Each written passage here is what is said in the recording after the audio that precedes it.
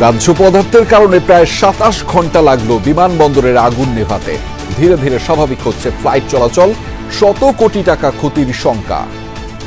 কতটা ভয়াবহ ভিতরে গিয়ে আমরা বুঝতে পারলাম যে ব্যাপারটা ভীষণ একটা খারাপ অবস্থা ভিতরে। আমাদের যে কোনো ধরনের ডিটেকশন সিস্টেম যদি থাকতো এবং তার সাথে প্রোটেকশন সিস্টেম থাকতো তাহলে হয়তো এতটা দুর্ঘটনা ঘটতোই না। শাপলা ছাড়া চাপিয়ে দেয়া প্রতীক মানবে না এনসিপি।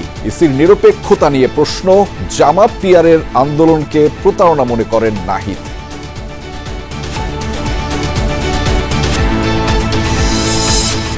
বিএনপিকে অভ্যুত্থানের বিপরীতে দাঁড় করানোর অপচেষ্টা সফল হবে না মন্তব্য সালাউদ্দিনের। জুলাই সনদের আইনি ভিত্তি চেয়ে জামাত খেলাফতের নতুন কর্মসূচি।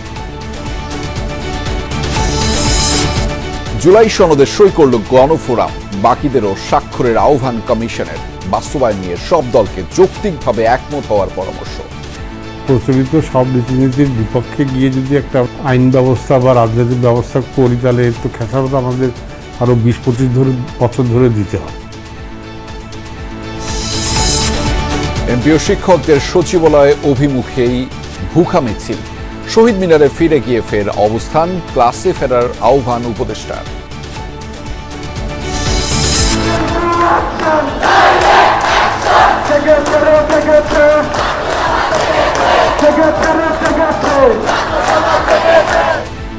সহপাঠী ধর্ষণের প্রতিবাদে মিরপুরে বিউপি শিক্ষার্থীদের অবস্থান, বিক্ষোভ।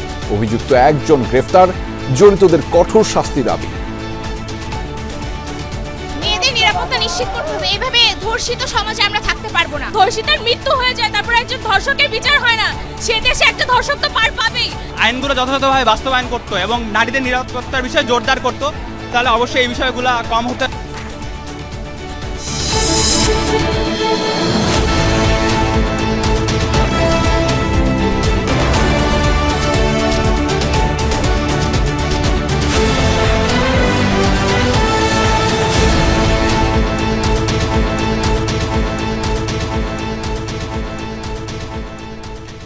দর্শক আমন্ত্রণ, সন্ধ্যার বাংলাদেশের আয়োজনে আপনাদের সঙ্গে আছি আমি আহমেদ রেজা। এতক্ষণ শিরোনাম দেখছিলেন, এবার জানাচ্ছি বিস্তারিত। শাহজালাল আন্তর্জাতিক বিমানবন্দরের কার্গো কমপ্লেক্সের আগুনে ১০০ কোটি টাকারও বেশি ক্ষয়ক্ষতির অনুমান করছে বিজিএমইএ। দুপুরে ঘটনাস্থল পরিদর্শন করে গণমাধ্যমকে এই কথা জানিয়েছেন তৈরি পোশাক মালিকদের সংগঠনটির নেতারা। বলেছেন বিমানবন্দরের নিরাপত্তায় আরও দায়িত্বশীল হতে হবে সরকারকে। এদিকে কার্গো কমপ্লেক্সের আগুন নির্বাপনে বিলম্বের অভিযোগ আমলে নিয়ে সরকার কাজ করছে বলেও জানিয়েছেন বাণিজ্য ও বিমান উপদেষ্টা শেখ বশির উদ্দিন। বলেছেন আগামী ৩ দিন সব নন শিডিউল ফ্লাইটের ভ্যাট ট্যাক্স মওকুফ করা হবে। দুপুর ১:২০টায় লাগা আগুন জ্বলছে রাত ৯টা পর্যন্ত। বিমানবন্দরের নিজস্ব ফায়ার ব্রিগেড, ফায়ার সার্ভিস, সশস্ত্র বাহিনীর প্রায় ৮ ঘন্টা চেষ্টায় নিয়ন্ত্রণে আনা হয় আগুন। রোববার সকালেও বিমানবন্দরের আকাশে দেখা যায় কালো ধোঁয়া। তা ঘিরেই ছিল দিনভর ফায়ার সার্ভিস কর্মীদের ব্যস্ততা আর ছোটাছুটি। এদিন C&F এজেন্ট ও আমদানিকারকরা জড়ো হন পুড়ে যাওয়া কার্গো কমপ্লেক্স এলাকায়। অগ্নিকাণ্ডকে পরিকল্পিত অভিযোগ করে দায়ীদের শাস্তি ও বিকল্প গুদাম চালুর দাবি জানায় ঢাকা কাস্টমস এজেন্টস অ্যাসোসিয়েশন। পরিকল্পিতভাবে দেশের শিল্প কারখানা, আমদানি রপ্তানি খাত এবং সামগ্রিক অর্থনৈতিক কর্মকাণ্ডকে ক্ষতিগ্রস্ত করে জাতীয় অর্থনৈতিক অচল করার একটি ওর নীল নকশার অংশ এটা হইতে পারে। এমন আশঙ্কা বাংলাদেশের বাণিজ্য, নিরাপত্তা, অর্থনৈতিক স্থিতিশীলতার জন্য গভীর হুমকি সৃষ্টি করছে। দুপুরে ক্ষতিগ্রস্ত কার্গো টার্মিনাল পরিদর্শন করেন বিজিএমইএর প্রতিনিধিরা। সরকারকে আরও দায়িত্বশীল হওয়ার আহ্বান জানান তারা। কতটা ভয়াবহ ভিতরে গিয়ে আমরা বুঝতে পারলাম যে ব্যাপারটা ভীষণ একটা খারাপ অবস্থা ভিতরে। আমাদের কতদিন লাগবে আমরা ঠিক জানি না, 15 থেকে 1 মাস লাগবে এটাকে আবার ব্যাক করার জন্য। একই সময়ে ঘটনাস্থল পরিদর্শনে আসেন বাণিজ্য ও বিমান উপদেষ্টা শেখ বশির উদ্দিন। বলেন আগুন নির্বাপনে বিলম্বের যে অভিযোগ আসছে তা আমলে নিয়ে কাজ করছে সরকার। 30 সেকেন্ডের মধ্যে আমাদের নিজস্ব অগ্নি নির্বাপন যে সংস্থা রয়েছে তারা আগুনকে অ্যাপ্রোচ করেছে। সো এরপরেও যত ধরনের অভিযোগ এসছে এটা আমলে নিয়ে আজকে যে আন্তঃমন্ত্রণালয়ের সভা হবে কিছুক্ষণ পরে, এখানে সকল বিষয় শুধু আমাদের না, অন্য মন্ত্রণালয় এবং গোয়েন্দা সংস্থার তথ্য বিশ্লেষণ করে আমাদের প্রয়োজনীয় সিদ্ধান্ত আমরা নেব। উপদেষ্টা জানান, এই অগ্নিকাণ্ডের ঘটনায় মোট 21টি ফ্লাইট বাতিল ও অন্য বিমানবন্দরে ডাইভার্ট করা হয়েছে। আগামী 3 দিন যেসব নন শিডিউল ফ্লাইট আসবে তাদের ভ্যাট ট্যাক্স মওকুফ করার কথাও জানান উপদেষ্টা। আমরা একটা অর্ডার ইস্যু করেছি যার মাধ্যমে আগামী 3 দিন যত নন শিডিউল এক্সট্রা ফ্লাইট আসবে তার সমস্ত রকম মাশুল এবং তার সমস্ত রকম খরচ আমরা মওকুফ করে দিয়েছি। ব্যবসায়ীদের ক্ষতিপূরণের বিষয়টি দেখা হচ্ছে জানিয়ে বাণিজ্য উপদেষ্টা বলেন, অগ্নিকাণ্ডে ক্ষয়ক্ষতির পরিমাণ নির্ধারণে চেষ্টা চলছে। যারা ক্ষতিগ্রস্ত হয়েছেন তাদের ইন্স্যুরেন্স কভারেজ কি আছে, আমাদের এয়ারপোর্টের ইন্স্যুরেন্স কভারেজ কি আছে, এই সকল কিছুকে। ফয়সাল মাহমুদ, যমুনা নিউজ, ঢাকা। এদিকে প্রায় 27 ঘন্টা পর শাহজালাল বিমানবন্দরের কার্গো কমপ্লেক্সের আগুন পুরোপুরি নেভানো হয়েছে। কার্গো কমপ্লেক্সে প্রত্যক্ষ বা পরোক্ষ ডিটেকশন ও প্রোটেকশন সিস্টেম না থাকায় আগুন নিয়ন্ত্রণে বেগ পেতে হয়েছে বলে জানিয়েছেন ফায়ার সার্ভিসের পরিচালক লেফটেন্যান্ট কর্নেল মোহাম্মদ তাজুল ইসলাম চৌধুরী। আগুন নির্বাপন হলেও ঘটনাস্থলে 4টি ইউনিট থাকবে বলেও জানিয়েছেন তিনি। এখানে যদি অ্যাক্টিভ অথবা প্যাসিভ মানে আমাদের যে কোনো ধরনের ডিটেকশন সিস্টেম যদি থাকতো এবং তার সাথে প্রোটেকশন সিস্টেম থাকতো তাহলে হয়তো এতটা দুর্ঘটনা ঘটতোই না। তো এই ধরনের কোনো বিষয় আমরা এখানে পাইনি, যার কারণে আমাদেরও বেগ পেতে হচ্ছে, আমাদেরও তদন্ত করে বের করতে হবে আসলে কখন কিভাবে এই আগুনটা ধরে। তা যাই হোক, আমাদের নির্বাপন দিলেও যেহেতু এখানে স্টিল স্ট্রাকচারের ইস্যুটা অনেক বেশি, এরা হিট অনেক অ্যাবজর্ব করেছে এবং হিট এখনো রিলিজ করছে। দর্শক, বিমানবন্দরে যেতে চাই, সেখানে আছেন সহকর্মী রিয়াজ রায়হান, সরাসরি যুক্ত রয়েছেন তিনি। তার মাধ্যমে জানাবো সেখানকার সবশেষ পরিস্থিতিগুলো। রিয়াজ, একটু বিস্তারিত জানতে চাই, ফ্লাইট শিডিউলের বিপর্যয় কতটা কাটিয়ে ওঠা গেল সেটি একটু জানাবেন। একসাথে জানতে চাই বিমানবন্দরের সার্বিক কার্যক্রম স্বাভাবিকভাবে ফিরেছে কিনা, কি দেখছেন মূলত আপনি সেখানে?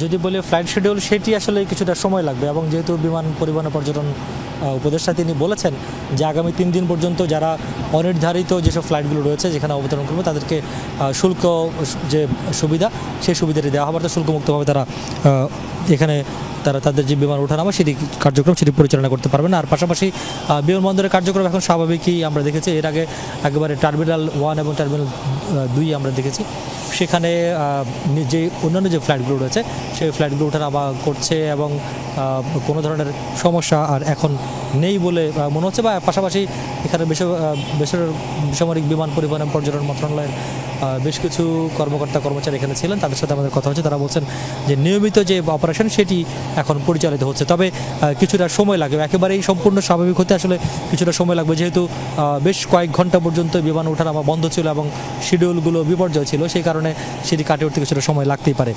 আর এখন আপনি যে পরিস্থিতিটি দেখতে যাচ্ছেন, এখন এই যে অবস্থা এখনও ধোঁয়া উঠছে, অর্থাৎ প্রায় 28 থেকে 30 ঘন্টা পরেও ধোঁয়া বেরোচ্ছে। যদিও বিকেল 4টার দিকে তারা একেবারেই ফায়ার সার্ভিস কর্তৃপক্ষ তারা তাদের কার্যক্রম আনুষ্ঠানিকভাবে বন্ধ করেছেন, অর্থাৎ অগ্নি নির্বাপনের যে কার্যক্রম সেটি তারা বন্ধ ঘোষণা করেছেন। তারপরে ফায়ার সার্ভিসের পরিচালক অপারেশন তিনি গণমাধ্যমকে জানিয়েছেন যে ভিতরে আসলে যে পরিমাণ অগ্নি ডিটেক্টর এবং প্রোটেকশন থাকার কথা ছিল সেটি ছিল না, এবং সেই কারণে তাদেরকে আগুন অতি দ্রুত ছড়িয়েছে এবং সেখানে তারা অগ্নি নিয়ন্ত্রণের যে বিষয়টি সেটি খুব দ্রুত সময়ের মধ্যে তারা আনতে পারেনি। পাশাপাশি বেশ কিছু স্টিলের স্থাপনা রয়েছে, সেসবগুলোর কারণে তাপ খুব বেশি পরিমাণে তাপ ধারণ করায় সেটি বেগ পেতে হয়েছে ফায়ার সার্ভিসকে এবং পাশাপাশি অন্যান্য সংস্থা যারা কাজ করছে তাদেরকে। তবে একটি অভিযোগ এখানে ছিল যে আগুনটি এত দ্রুত কীভাবে ছড়ালো এবং ফায়ার সার্ভিস খুব তাৎক্ষণিকভাবে সাড়া দিয়েছে কিনা এটি নিয়ে তিনি স্পষ্ট করেছেন। তিনি বলছেন যে ফায়ার সার্ভিসের কোনো ধরনের কার্পণ্য করেন এবং তাদেরকে ভেতরে প্রবেশের যে বাধার যে অভিযোগটি রয়েছে সেটিও তিনি উড়িয়ে দিয়েছেন। তিনি বলছেন যে তারা যতক্ষণে এসেছেন ঠিক ততক্ষণে তারা তাদের কার্যক্রম শুরু করেছেন এবং এক্ষেত্রে কোনো ধরনের ব্যত্যয় ঘটেনি। তবে কী কারণে ঠিক অগ্নিকাণ্ডের ঘটনা ঘটেছে সেটি তদন্ত কমিটি গঠন করা হয়েছে, তারা রিপোর্ট দিলেই বিস্তারিত জানা যাবে। সেই খবর আপনার মাধ্যমে জানছিলাম। ধন্যবাদ রিয়াজ আমাদের সাথে যুক্ত হওয়ার জন্য। শাপলা ছাড়া চাপিয়ে দেয়া কোনো প্রতীক মানবে না এনসিপি। প্রতীক পছন্দের শেষ দিন কমিশনের সাথে আলোচনা শেষে কথা জানিয়েছেন দলটির দক্ষিণাঞ্চলের মুখ্য সংগঠক হাসনাত আব্দুল্লাহ। ইসির আচরণ কার্যক্রমে মধ্যযুগীয় স্বেচ্ছাচারিতা দেখা যাচ্ছে বলেও অভিযোগ দলটির। এই কমিশনের অধীনে আদৌ সুষ্ঠু নির্বাচন হবে কিনা তা নিয়েও জানানো হয় শঙ্কা। এদিকে নির্বাচন কমিশনার আনোয়ারুল ইসলাম বলেছেন, আইন ও বিধি অনুযায়ী প্রতীকের তালিকায় শাপলা না থাকায় তা এনসিপিকে দেয়া যাচ্ছে না। রাজনৈতিক দল হিসেবে এনসিপির নিবন্ধন পাওয়ার বিষয়টি চূড়ান্ত পর্যায়ে, কিন্তু এরই মধ্যে প্রতীক নিয়ে ইসির সাথে চলছে টানাপোড়েন। কয়েক দফায় দেয়া হয় চিঠি, হয়েছে বৈঠকও। সুরাহা না হওয়ায় রোববার প্রতীক বাছাইয়ের শেষ দিন সকালে আবারও কমিশনে আসে এনসিপির 4 সদস্যের প্রতিনিধি দল। বৈঠক করেন ইসি সচিবের সাথে। বৈঠক শেষে দলটির দক্ষিণাঞ্চলের মুখ্য সংগঠকের অভিযোগ, প্রতীক নির্ধারণের ক্ষেত্রে স্বেচ্ছাচারিতা করছে কমিশন। বলেন, কোনোভাবেই শাপলা ছাড়া অন্য কোনো প্রতীক নেবে না তারা। আমাদের রাজনৈতিক কর্মকাণ্ডের মধ্য দিয়েই এই শাপলাকে আমরা অবশ্যই অর্জন করব। দলটির নেতাদের দাবি, দুটি দল ও প্রতিষ্ঠান মিলে ইসিকে 4 ভাগ করে যার যা সুবিধা মতো নিয়ন্ত্রণ করছে। বিভিন্ন কার্যক্রম, প্রকল্প নিবন্ধনে দুর্নীতির আশ্রয় নিয়েছে ইসি। আছে স্বজনপ্রীতির অভিযোগও। অদৃশ্য শত্রুর হাত থেকে ইসিকে মুক্ত করার কথা বলেন তারা। এই নির্বাচন কমিশনের রিমোট কন্ট্রোল এটা আগারগাঁও নাই, এটা অন্য কোনো জায়গা থেকে পরিচালিত হয়। আমরা যখনই তাদের সাথে কথা বলি মনে হয় এই ডিসিশনটা এটা তারা নিজেরা নেয় না। তাদের এই আচরণে আমাদের কাছে মনে হয় না যে তারা একটা সুষ্ঠু নিরপেক্ষ একটা নির্বাচন তারা পরিচালনা করতে পারবে। নির্বাচন কমিশন যেন এমন কোনো স্বেচ্ছাচারী সিদ্ধান্ত না নেয় যাতে করে নুরুল হুদা কমিশনের মতো বা নুরুল হুদার মতো পরিণতি হয়। তারা এই গণিমতের মালগুলা রেখে গিয়েছিল, সেই গণিমতের মাল উপদেষ্টা, বিএনপি, জামাত সবাই এই গণিমতের মালগুলো ভাগ করে নিয়েছে। রাষ্ট্রের বর্তমান যা অবস্থা, এই ইলেকশন কমিশনও তারা গণিমতের মাল হিসেবে ভাগ করেছে। আর্মি 1 ভাগ নিয়েছে, বিএনপি 1 ভাগ নিয়েছে, জামাত 1 ভাগ নিয়েছে। কোনো ধর্মীয় রাজনৈতিক দলের কাছেও দিতে চাই না, অথবা কোনো ফ্যামিলির কাছেও আমরা এই নির্বাচন কমিশন বর্গা দিতে চাই না। এর আগে সিলেট পুলিশ লাইন্সে এক প্রশিক্ষণ কর্মশালা শেষে কমিশনার আনোয়ারুল ইসলাম জানান, আইন ও বিধি অনুযায়ী প্রতীকের তালিকায় শাপলা না থাকায় এনসিপিকে তা দেয়া যাচ্ছে না। আইনের বাইরে কোনো কাজ নির্বাচন কমিশন করতে পারে না। সুতরাং আইন এবং বিধি অনুযায়ী আমাদের তালিকায় যে মার্কাগুলো রয়েছে, যে প্রতীকগুলো রয়েছে, সেগুলোর মধ্যে যে প্রতীকটা চাচ্ছেন সেই প্রতীকটা না থাকার কারণে নির্বাচন কমিশন দিতে পারছে না। কমিশনার বলেন, এবার আর অতীতের মতো প্রশ্নবিদ্ধ নির্বাচন হওয়ার সুযোগ নেই। বিতর্কিত কেউ নির্বাচনী দায়িত্বে থাকতে পারবেন না বলেও জানান আনোয়ারুল ইসলাম। নির্বাচন কমিশন সেটিকে। লাভলি বিথি, যমুনা নিউজ, ঢাকা। জামায়াতে ইসলামীর পিআর পদ্ধতি দাবির আন্দোলনকে পরিকল্পিত রাজনৈতিক প্রতারণা আখ্যা দিয়েছেন জাতীয় নাগরিক পার্টির আহ্বায়ক নাহিদ ইসলাম। নিজের ভেরিফাইড ফেসবুক পেজে এক পোস্টে এমনটাই উল্লেখ করেছেন তিনি। ফেসবুক পোস্টে নাহিদ বলেন, সৃষ্টিকর্তা এবং জনগণ কখনো অসৎ, সুবিধাবাদী এবং নৈতিকভাবে দেউলিয়া শক্তিকে দেশ পরিচালনার দায়িত্ব দেবে না। নাহিদ দাবি করেন, ঐক্যমত্য কমিশনের সংস্কার প্রক্রিয়া এবং রাষ্ট্র ও সংবিধান সংস্কারের বিষয়ে জাতীয় সংলাপকে ভিন্ন খাতে প্রভাবিত করতে ইচ্ছাকৃতভাবে পিআর পদ্ধতি নিয়ে আন্দোলন ডিজাইন করা হয়েছিল। নাহিদ ইসলাম বলেন, জামাত সংকীর্ণ দলীয় স্বার্থ হাসিলের জন্য পিআরকে দর কষাকষির হাতিয়ার হিসেবে ব্যবহার করেছে। তাদের উদ্দেশ্য কখনোই সংস্কার ছিল না, এটি ছিল কারচুপি। জামাত কখনো সংস্কার চায়নি বলেও মত এনসিপি আহ্বায়কের। বিএনপিকে জুলাই গণঅভ্যুত্থানের বিপরীতে দাঁড় করানোর কোনো চেষ্টা সফল হবে না বলে মন্তব্য করেছেন দলটির স্থায়ী কমিটির সদস্য সালাউদ্দিন আহমদ। বলেছেন, জুলাই সনদ স্বাক্ষর অনুষ্ঠান ঘিরে বিশৃঙ্খলার সঙ্গে সত্যিকারের জুলাই যোদ্ধারা জড়িত থাকতে পারে না। রাজনৈতিক দলগুলোর প্রতি আহ্বান জানান আংশিক বক্তব্যের বিভিন্ন অপব্যাখ্যা দেয়া থেকে বিরত থাকার। জুলাই সনদ স্বাক্ষর অনুষ্ঠানকে ঘিরে শুক্রবার সংসদ ভবন এলাকায় পুলিশের সঙ্গে সংঘর্ষে জড়ায় শতাধিক জুলাই যোদ্ধা পরিচয়দানকারী। এখানে জুলাই যোদ্ধাদের নামে কিছু সংখ্যক উচ্ছৃঙ্খল লোক ঢুকেছে, সেটা ফ্যাসিস্ট সরকারের ফ্যাসিস্ট বাহিনী বলে আমি মনে করি। শনিবার জিয়া উদ্যানে এক অনুষ্ঠানে গণমাধ্যমের মুখোমুখি হয়ে বিএনপি স্থায়ী কমিটির সদস্য সালাউদ্দিন আহমদ বলেন, জুলাই যোদ্ধাদের নামে সেদিন কিছু উচ্ছৃঙ্খল লোক বিশৃঙ্খলা সৃষ্টি করেছিল। সালাউদ্দিনের এই বক্তব্যের প্রতিক্রিয়ায় তাকে ক্ষমা চাওয়ার আহ্বান জানান এনসিপি আহ্বায়ক নাহিদ ইসলাম। সমালোচনা করেন জামায়াতের আমির ডা শফিকুর রহমানও। আহ্বান থাকবে তিনি তার এই বক্তব্য অবিলম্বে প্রত্যাহার করবেন। এমন প্রেক্ষাপটে গুলশানে দলের চেয়ারপারসনের কার্যালয়ে সংবাদ সম্মেলন করেন বিএনপি স্থায়ী কমিটির সদস্য সালাউদ্দিন আহমদ। ক্ষমা চাওয়ার বিষয়ে নাহিদ ইসলামের বক্তব্যকে স্বাগত জানিয়ে তুলে ধরেন নিজের অবস্থান। জুলাই অভ্যুত্থানের সাথে জড়িত ব্যক্তি, সংগঠন এবং শক্তিদের সম্মানিত করার চেষ্টা করেছি, যাতে কোনো ক্রমেই কেউ যেন জুলাই যোদ্ধাদেরকে এই সমস্ত কর্মকাণ্ডের জন্য, উচ্ছৃঙ্খল কর্মকাণ্ডের জন্য অভিযুক্ত না করতে পারে এবং তাদের সম্মানহানি না হয়। ফ্যাসিবাদ বিরোধী জাতীয় ঐক্য, এর মধ্যে কোনো রকমের কোনো কলঙ্ক, দাগ স্থাপন হোক, সেটা আমরা কখনোই চাইতে পারি না। সাম্প্রতিক সময়ে বিভিন্ন স্থানে অগ্নিকাণ্ডের ঘটনায় দেশে অস্থিতিশীলতা সৃষ্টির চেষ্টা চলছে বলে শঙ্কা প্রকাশ করেন তিনি। দেশে একটা অস্থিরতা সৃষ্টি করার জন্য হয়তো বা এগুলো করে থাকতে পারে কোনো গোষ্ঠী, তার সাথে হয়তো পতিত ফ্যাসিবাদের দোসররা এবং পতিত ফ্যাসিবাদ জড়িত থাকতে পারে, তবে সেটা তদন্ত করার আগে বলা যাবে না। মাত্র 36 দিনের 16 বছরের ধারাবাহিক আন্দোলন সংগ্রামের ফসল। তো সুতরাং বিএনপিকে জুলাই গণ অভ্যুত্থানের বিপরীতে দাঁড় করানোর যে কোনো অপচেষ্টা আমার মনে হয় সফল হবে না। এদিন দুপুরে নয়াপল্টনে দলের কেন্দ্রীয় কার্যালয়ে সংবাদ সম্মেলনে বিএনপির সিনিয়র যুগ্ম মহাসচিব রিজভী আহমেদ ফ্যাসিবাদ বিরোধী সব রাজনৈতিক দলকে জুলাই সনদে স্বাক্ষর করার আহ্বান জানান। আমার পথেই বেশি ঝোল ঢালতে হবে, এই নীতি, এই পলিসি থাকলে কখনোই গণতন্ত্র ফলপ্রসূ হবে না। সেই স্পিরিট লালন করে মবক্রেসি থেকে আমাদের সরে আসতে হবে। বিএনপি চেয়ারপারসন খালেদা জিয়া ও ভারপ্রাপ্ত চেয়ারম্যান তারেক রহমানের নিরাপত্তা নিশ্চিতে সরকারকে কার্যকর উদ্যোগ নেয়ার আহ্বানও জানান রিজভী আহমেদ। নানা জায়গায়, নানা দিকে নানাবিধ ঘটনা ঘটছে, তো তাদের নিরাপত্তা নিশ্চিত করতে হবে না। সাইফুদ্দিন রবিন, যমুনা নিউজ, ঢাকা। জুলাই সনদের আইনি ভিত্তি দিতে রাষ্ট্রপতির আদেশ ও গণভোট, পিআর পদ্ধতি, লেভেল প্লেয়িং ফিল্ড নিশ্চিত সহ 5 দফা দাবি বাস্তবায়নের 4র্থ ধাপে কর্মসূচি ঘোষণা করেছে জামায়াতে ইসলামী, ইসলামী আন্দোলন, খেলাফত মজলিস সহ সমমনা রাজনৈতিক দলগুলো।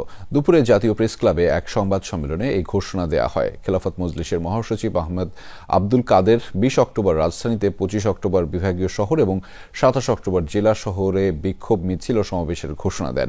27 অক্টোবরের মধ্যে দাবি না মানলে সমমনা রাজনৈতিক দলগুলোর পক্ষ থেকে গণ আন্দোলনের হুঁশিয়ারিও দিয়েছেন তিনি। সংবাদ সম্মেলনে জামায়াতের সেক্রেটারি জেনারেল মিয়া গোলাম পারোয়ার বলেন, যেসব বিষয়ে রাজনৈতিক দলগুলো ঐক্যমত্যে পৌঁছেছে শুধু তার ভিত্তিতেই জুলাই সনদ স্বাক্ষর করা হয়েছে। এ সময় তিনি সহিংসতা ও জনদুর্ভোগ এড়িয়ে শান্তিপূর্ণ আন্দোলনের কথা জানিয়েছেন। জুলাই সনদে সই করেছে ড. কামাল হোসেনের নেতৃত্বাধীন গণফোরাম। সংসদ ভবনের এলডি হলে আনুষ্ঠানিকভাবে সনদে সই করে তারা। ঐক্যমত্য কমিশনের সহ সভাপতি অধ্যাপক ড. আলী রিয়াজ বলেন, গণফোরাম বাংলাদেশের রাষ্ট্র কাঠামো প্রক্রিয়ার সাথে ওতপ্রোতভাবে জড়িত, নতুন রাষ্ট্র সংস্কারের সাথেও জড়িত থাকবে তারা। দলটির ভারপ্রাপ্ত সভাপতি সুব্রত চৌধুরী বলেন, নতুন বাংলাদেশ গড়ার যে অঙ্গীকার বর্তমান সরকার পেয়েছে তা বাস্তবায়নের দায়িত্ব সবার। ঐক্যমত্য কমিশনের আলোচনায় অংশ নেয়া 30টি রাজনৈতিক দলের মধ্যে শুক্রবার জুলাই সনদ সই করে 24টি রাজনৈতিক দল ও জোট। কয়েকটি ইস্যুতে আপত্তি থাকায় বাকিরা বিরত থাকে। প্রথমে জুলাই সনদে উল্লেখ ছিল সংবিধানের অনুচ্ছেদ 150-এর 2 বিলুপ্ত করা হবে এবং এ সংশ্লিষ্ট 5ম, 6ষ্ঠ ও 7ম তফসিল সংবিধানে রাখা হবে না। বিলুপ্তি এবং 7মটি নিয়ে আপত্তি ছিল গণফোরামের। তখনই বিষয়টি পর্যালোচনায় নেয় কমিশন। পরে সংশোধন করে লেখা হয়, সংবিধানের অনুচ্ছেদ 150-এর 2 সংবিধান করা হবে এবং এ সংশ্লিষ্ট 5ম ও 6ষ্ঠ তফসিল সংবিধানে রাখা হবে না। বাংলাদেশ সুপ্রিম কোর্টের জুলাই সনদ সই করে সুব্রত চৌধুরী বলেন, স্বাধীনতার ঘোষণাপত্র থাকছে 4 মূলনীতি থাকলে পূর্ণতা পেত। 4 মূলনীতি গণতন্ত্র, ধর্মনিরপেক্ষতা, সমাজতন্ত্র এবং জাতীয়তাবাদ। এই 4টি শব্দ সহ যদি এটা দেওয়া হতো তাহলে জিনিসটা আমাদের কাছে পরিপূর্ণতা লাভ করত এবং মুক্তিযুদ্ধকে আমরা পরিপূর্ণভাবে ধারণ করতে পারতাম। বাংলাদেশে আজকে সমস্ত দলগুলোর মধ্যে যে তারা যে একটা ঐক্য সৃষ্টি করতে পেরেছে অভূতপূর্ব। গত 54 বছরে যেটা আমরা পারি নাই, সেটা ঐক্যমত্য কমিশনের মধ্য দিয়ে বর্তমান সরকার সেটা করেছে। এই দলিল ঐক্যমত্য কমিশনের নয়, এটি সবার রাজনৈতিক অঙ্গীকার, বলেন আলী রিয়াজ। এই দলিল কোনো কমিশনের একক দলিল নয়, এটা সকলের সম্মিলিত প্রচেষ্টার রাজনৈতিক অঙ্গীকারপত্র। স্বাক্ষর যারা এখন পর্যন্ত করেননি বা করার জন্য অপেক্ষা করছেন তারা এর মধ্যে আছেন। এই দলিলের মধ্যে তাদের মত পথ প্রতিফলিত হয়েছে। এই দলিলের তারা অংশীদার। জুলাই সনদ সই করায় কমিশন এবং গণফোরামকে স্বাগত জানিয়েছেন ডক্টর কামাল হোসেন। অনুমোদন দিল এবং লামিয়া তিথি, যমুনা নিউজ, ঢাকা। জুলাই সনদে ভালো কথা থাকলেও রাজনৈতিক দলগুলোর সদিচ্ছার অভাবে আবারও স্বৈরাচার সৃষ্টি হতে পারে, এমনটা ভাবছেন সংবিধান ও প্রশাসন বিশেষজ্ঞরা। এক্ষেত্রে দলগুলোর কার্যকর অঙ্গীকার আদায়ে অন্তর্বর্তী সরকার এবং ঐক্যমত্য কমিশন অনেকটাই ব্যর্থ বলে মনে করেন তারা। বলছেন সনদ স্বাক্ষর অনুষ্ঠানই এর বড় প্রমাণ। একই বিষয়ে চূড়ান্ত খসড়া এবং স্বাক্ষরিত সনদে দ্বিমুখী অবস্থানের সমালোচনা করেছেন বিশেষজ্ঞরা। সহকর্মী আলমগীর স্বপন জানাচ্ছেন বিস্তারিত। অনিশ্চয়তা, উৎকণ্ঠা, হামলা, সংঘর্ষের পথ পেরিয়ে স্বাক্ষরিত হয়েছে জুলাই সনদ। তবে সংলাপে অংশ নেয়া ৩৩ দলের মধ্যে সনদে স্বাক্ষর করেছে ২৪টি। সনদে বাস্তবায়নের আইনি ভিত্তি না থাকায় অনুষ্ঠানে যায়নি গণঅভ্যুত্থানের নেতৃত্বদানকারী ছাত্রনেতাদের দল এনসিপি। স্বাধীনতার ঘোষণাপত্র সনদে না থাকায় বামপন্থী ৪ দলও যায়নি অনুষ্ঠানে। এমন বিভেদের মাঝে সনদ স্বাক্ষরিত হলেও প্রধান উপদেষ্টা ডক্টর মোহাম্মদ ইউনূস একে বাংলাদেশের নবজন্ম হিসেবে দেখছেন। এখন আমাদের সামনের দিকে এগিয়ে নিয়ে যাবে। যদিও তা নতুন বাংলাদেশ গড়ার কার্যক্রমকে কতটা এগিয়ে নেবে এ নিয়ে প্রশ্ন আছে সংবিধান বিশেষজ্ঞ শাহদিন মালিকের। ভালো কথা লিখলে যদি দেশ ভালো হয়ে যেত, তো দুনিয়াতে কোনো খারাপ দেশ থাকতো না। সোভিয়েত ইউনিয়ন যখন ভেঙে গেল, সংবিধান বিশেষজ্ঞরা এসে রাশিয়ান রিপাবলিকের নতুন সংবিধান রচনায় সাহায্য করলো। তারা খুব সুন্দর সংবিধান পাশ করলো 1993 সালে। তো এখন 30 বছর পরে ওই সংবিধানের ফলাফল কি? পুতিন। খসড়া ও স্বাক্ষরিত সনদে একই বিষয়ে দুই অবস্থানের সমালোচনাও করেছেন বিশেষজ্ঞরা। প্রশ্ন তুলেছেন ৭১-এর মুক্তিযুদ্ধের মাধ্যমে অর্জিত স্বাধীনতার ঘোষণাপত্র প্রথমে না রাখা নিয়ে। বলা আছে যে কনস্টিটিউশনাল অ্যামেন্ডমেন্টের ক্ষেত্রে উচ্চ কক্ষে 2/3 মেজরিটি লাগবে, কিন্তু এই জুলাই সনদে কিন্তু ওনারা সবাই এগ্রি করছেন হচ্ছে সিম্পল মেজরিটি। তো ওনারা যখন লিখছেন তখন এই যে 2/3 আর সিম্পল এই চেঞ্জটাও কিন্তু করেন। জুলাই সনদে বলা হচ্ছে যে স্বাধীনতার ঘোষণাপত্রে যে সাম্য, সামাজিক ন্যায় বিচার এবং হচ্ছে মানবিক মর্যাদার কথা বলা আছে, তার ভিত্তিতে আমরা রাষ্ট্র তৈরি করব। আপনি এই কথা বলছেন, আবার 150-এর 2-এ 7ম তফসিলে যে মুজিবনগর ঘোষণাপত্র ছিল সেটাকে আপনি বাদ দেওয়ার কথা বলছেন। তো দুইটা জিনিস তো কন্ট্রাডিক্টরি হয়ে যাচ্ছে। জুলাই সনদটা কি সংবিধানের উপরে হবে? ওইটাই যদি হয় তাহলে তার সংবিধানের জায়গায় থাকবে না। এইটা ৭১ আর 24 করে মুখোমুখি দাঁড় করালে দেশটার আগামী ভবিষ্যৎ খুবই অস্থিতিশীল।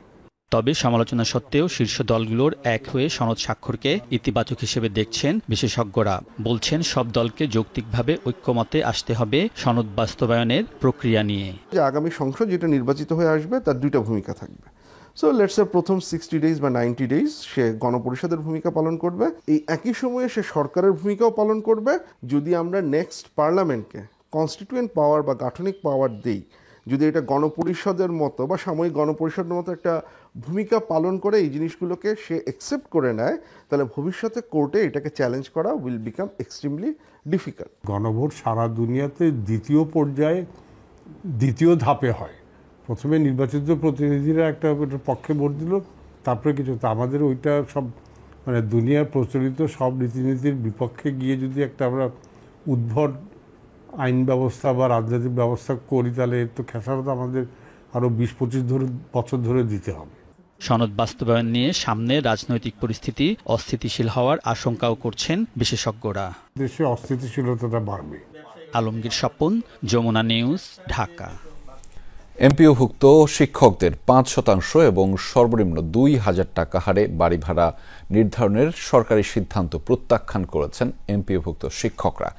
শিক্ষা উপদেষ্টা বলেছেন, সরকারের পক্ষে যতটুকু করা সম্ভব তাই করেছে, কিন্তু অসন্তুষ্ট শিক্ষকরা 3 দফা দাবিতে সচিবালয় অভিমুখে ভুখা মিছিল বের করেন। ঘোষণা দেন দাবি আদায় না হওয়া পর্যন্ত আন্দোলন চালিয়ে যাওয়ার। সন্ধ্যায় আন্দোলনরত শিক্ষকরা জানিয়েছেন সোমবার শহীদ মিনারে সমাবেশ করবে জাতীয়করণ আন্দোলন ঐক্যজোট।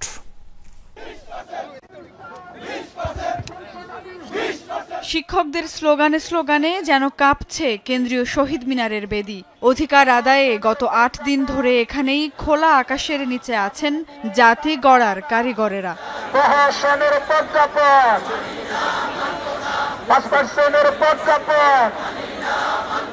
মূল বেতনের 20% বাড়ি ভাড়া, 15% চিকিৎসা ভাতা এবং 75% উৎসব ভাতা প্রদানের দাবিতে গত 12 অক্টোবর থেকেই শহীদ মিনারে এমপিওভুক্ত শিক্ষক কর্মচারীদের অবস্থান।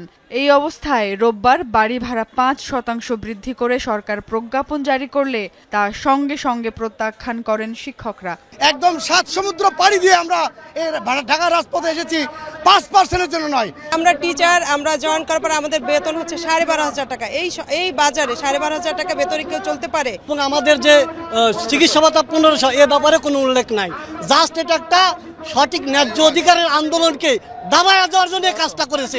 এই প্রজ্ঞাপন আমরা কখনোই মেনে নেব না, আমরা এটা প্রত্যাখ্যান করেছি এবং আমরা 20% না নিয়ে আমরা বাড়ি ফিরে যাব না। এদিকে শিক্ষকরা যখন এই প্রজ্ঞাপনে মর্মাহত, তখন এতেই সন্তুষ্ট হয়ে শিক্ষকদের ক্লাসে ফিরে যাওয়ার আহ্বান জানান শিক্ষা উপদেষ্টা।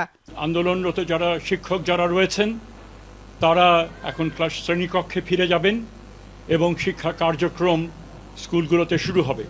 অনেক জায়গাতেই চলছে, যে সমস্ত জায়গায় ব্যাহত হচ্ছে আমরা আশা করি দায়িত্বশীলতার সাথে শিক্ষক সমাজ তারা আমরা যতটুকু করেছি সেটাকে গ্রহণ করে তারা যেন ফিরে যান এবং ক্লাস তারা শুরু করেন। বিকেল 3টার দিকে শিক্ষা ভবন অভিমুখে ভুখা মিছিল নিয়ে বের হন শিক্ষকরা। তবে মাজার গেটের সামনে এসে ব্যারিকেড দিয়ে তাদের আটকে দেয় পুলিশ। 1 ঘন্টা সেখানেই অবস্থানের পর শহীদ মিনারে ফিরে আসে মিছিল। দাবি আদায় না হওয়া পর্যন্ত শহীদ মিনারের বেদি ছাড়বেন না শিক্ষকরা, সেই হুঁশিয়ারি তাদের। সেখান থেকেই ঘোষণা করেন পরবর্তী কর্মসূচির।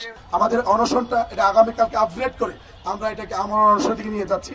পাশাপাশি আগামীকালকে জাতীয় শহীদ মিনারে বাংলাদেশের লক্ষ লক্ষ শিক্ষকের ইনশাআল্লাহ আগামীকালকে সমাবেশ অনুষ্ঠিত হবে। সুমাইয়া ঐশী, যমুনা নিউজ, ঢাকা। সহপাঠীকে ধর্ষণে জড়িতদের দ্রুত গ্রেফতারের দাবি জানিয়েছে বাংলাদেশ ইউনিভার্সিটি অব প্রফেশনালস বিইউপির শিক্ষার্থীরা। পাশাপাশি অপরাধীদের দৃষ্টান্তমূলক শাস্তির দাবিও তাদের।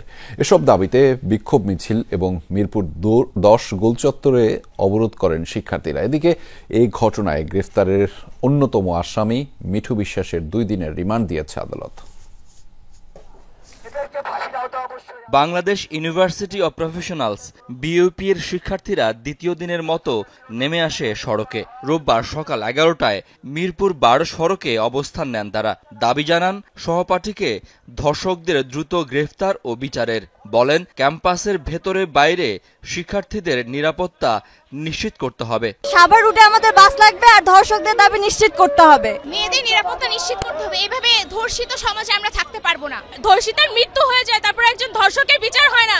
সে দেশে একটা ধর্ষক তো পার পাবেই। সেক্ষেত্রে আগে আমাদের ধর্ষকের বিচার নিশ্চিত করতে হবে। এখান থেকে বিক্ষোভ মিছিল বের করেন শিক্ষার্থীরা। হাজারো শিক্ষার্থীর মিছিলে ছিল ন্যায় বিচারের স্লোগান। We need justice.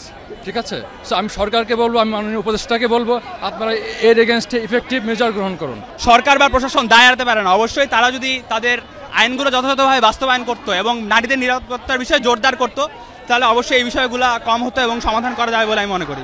বর্তমান পরিস্থিতিতে যে যা হচ্ছে ওগুলোর এগেইনস্টে তো কোনো কিছু নাও হচ্ছে না, এটাই আমাদের সমস্যা। মিরপুর 12 নম্বর বাস স্ট্যান্ড থেকে মিছিল যায় মিরপুর 10 নম্বর গোল চত্বরে। সেখানে তাদের অবস্থানের কারণে রাস্তার একপাশে প্রায় আধা ঘন্টা যান চলাচল বন্ধ থাকে।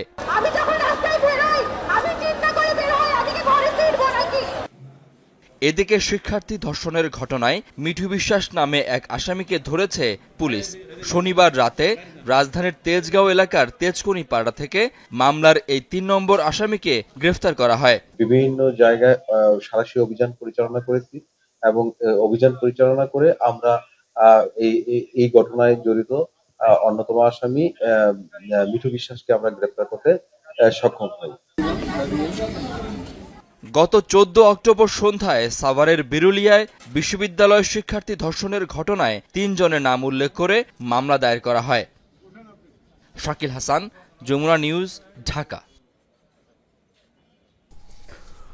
নোয়াখালীতে বিএনপি ও শিবির নেতাকর্মীদের মধ্যে ব্যাপক সংঘর্ষ হয়েছে। এতে আহত হয়েছেন অন্তত 40 জন। বিকেলে সদরের নেওয়াজপুর ইউনিয়নের কাশেম বাজারে এই ঘটনা ঘটে। সংঘাতের জন্য একে অন্যকে দুষছে দুপক্ষ। স্থানীয় বিএনপি নেতাকর্মীদের অভিযোগ, আসরের নামাজের পর মসজিদে স্লোগান দিয়ে দলীয় কার্যক্রম শুরু করে শিবির। এ সময় বাধা দিলে বিএনপি নেতাকর্মীদের উপর হামলা চালায় তারা। এতে অন্তত 15 নেতাকর্মী আহতের দাবি দলটির নেতাদের। অন্যদিকে শিবির নেতারা জানিয়েছেন, কাশেম বাজার জামে মসজিদে শনিবার তারা দারসুল কুরআন প্রতিযোগিতার আয়োজন করে। এতে যুবদল নেতার নেতৃত্বে হামলা চালানো হয়। এর প্রতিবাদে রোববার আসরের নামাজের পর একই মসজিদে কুরআন তালিমের কর্মসূচি ঘোষণা করে শিবির। সংগঠনটির নেতাদের অভিযোগ, আসরের নামাজের পর বিএনপি ও অঙ্গ সংগঠনের নেতাকর্মীরা সেখানে হামলা চালায়। এই ঘটনায় অন্তত 25 নেতাকর্মী আহত হয় বলে দাবি করেছে শিবির। বর্তমানে পরিস্থিতি নিয়ন্ত্রণে রয়েছে বলে জানিয়েছে পুলিশ। আজ থেকে চট্টগ্রাম কাস্টম হাউসে প্রতিদিন 4 ঘণ্টা করে কর্মবিরতি শুরু করেছেন সিএনএফ এজেন্টরা। বন্দরে সেবা খাতে অতিরিক্ত ট্যারিফ আরোপ সংকটের সমাধান না হওয়া পর্যন্ত কর্মসূচি চলবে বলে জানিয়েছেন তারা। ট্যারিফ বৃদ্ধির প্রভাব পড়েছে বন্দরের কার্যক্রমেও। ট্যারিফ সমস্যার সমাধানে সরকারের উচ্চ পর্যায়ের সিদ্ধান্ত নেবে বলছে বন্দর কর্তৃপক্ষ। গত 15 অক্টোবর থেকে বন্দরের 52টি খাতে 41% পর্যন্ত ট্যারিফ বৃদ্ধি করা হয়। এদিকে চট্টগ্রাম বন্দর থেকে আমদানি পণ্য পরিবহনের ধর্মঘট প্রত্যাহার করেছেন প্রাইম মুভার চালক শ্রমিকরা। চলাবস্থা নিরসনে দুপুরে পরিবহন মালিকদের শ্রমিকদের সাথে বৈঠকে বসেছে বন্দর কর্তৃপক্ষ। বর্ধিত প্রবেশ ফি আদায়ে স্থগিত করার কর্মসূচি প্রত্যাহার করেন তারা।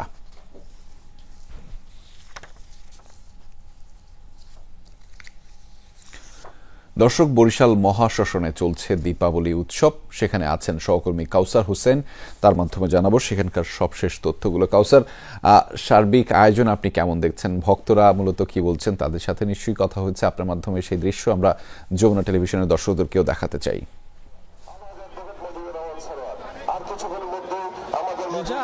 ভূ চতুর্দশী অর্থাৎ কালী পুজোর আগের দিন, এবং এই ভূ চতুর্দশীতে বরিশালের যে মহাশ্মশান রয়েছে সেখানে শ্মশান দীপাবলি উৎসবের আয়োজন করা হয়। যদিও উৎসব বলা হলেও আসলে এটি উৎসব নয়। এখানে বরিশাল মহাশ্মশানে যাদেরকে সমাহিত করা হয়েছে, যাদের পূর্বপুরুষরা বা আত্মীয় স্বজনরা এখানে সমাহিত আছেন, তাদের স্মরণে বা তাদের আত্মার মাগফিরাত কামনায় বা শান্তি কামনায় এখানে তাদের স্বজনরা আসেন। এবং আজকের এই দিনে তারা তাদের যে সমাধি স্থল আছে সেখানে মোমবাতি জ্বালিয়ে মোমবাতির আলোয় আলোকিত করে তোলেন। এবং এখানে যারা আসলে সমাহিত আছেন তাদের জীবিত থাকা অবস্থায় সব খাবার পছন্দ করতেন, সেই খাবারও কিন্তু এই তাদের যে সমাধি আছেন সেখানে পরিবেশন করা হয়। এবং আজ সারা রাতি এই দীপাবলি উৎসব চলবে। এবং শুধু বাংলাদেশ নয়, দেশের বাইরে থেকেও, ভারত থেকেও এখানে অনেকে আসছেন এই দীপাবলি উৎসবে অংশ নিতে। এবং এই দীপাবলি উৎসব যাতে শান্তি শৃঙ্খলাভাবে অনুষ্ঠিত হয় সেজন্য আইন শৃঙ্খলা রক্ষাকারী বাহিনীর কঠোর নজরদারি রয়েছে। সেই খবরে বিস্তারিত আপনার মাধ্যমে জানছিলাম। ধন্যবাদ কাউসার আমাদের সাথে যুক্ত হবার জন্য।